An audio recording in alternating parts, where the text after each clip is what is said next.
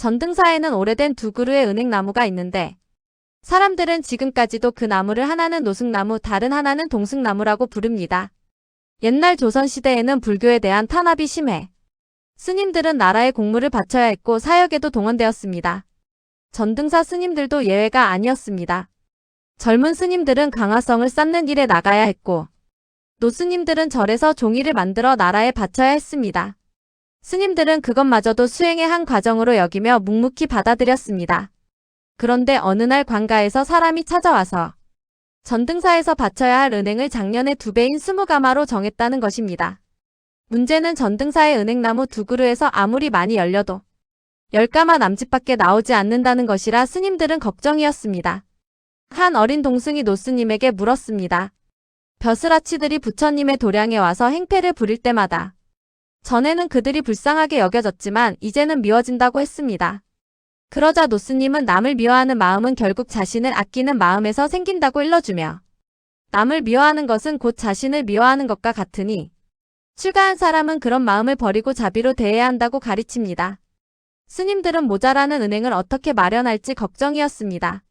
상소를 하자는 말도 나왔고 탁발을 해서라도 채우자는 말도 나왔고 하지만 노스님은 모두 소용없는 일이라고 했습니다. 상소를 해도 받아들여지지 않을 것이고 탁발한 은행을 바치면 오히려 좋은 은행은 스님들이 먹고 남은 것만 바쳤다고 트집을 잡을 것이라고 했습니다. 결국 노스님은 동승선제에게 백년사에 가서 추성스님을 모셔오라고 합니다. 추성스님은 바람과 비를 부르는 신통력이 있다고 알려진 고승이었습니다. 전등사 스님들은 그분이라면 은행이 더 열리게 할 수 있을 것이라 기대하였습니다. 추성스님이 전등사에 도착하자 노스님은 모든 스님을 은행나무 아래로 모이게 하고 그곳에 제단을 차리고 3일 기도를 올리게 합니다. 소문은 곧 강화도 전역으로 퍼졌고 구경꾼들과 마을 사람들이 모였고 벼슬아치들까지 호기심에 찾아왔습니다. 기도가 이어지던 중 한 군관이 노스님에게 시비를 걸면서 나라의 공물을 바치기 싫어 상감마마를 저주하는 기도를 드리는 것이 아니냐고 비아냥거렸습니다.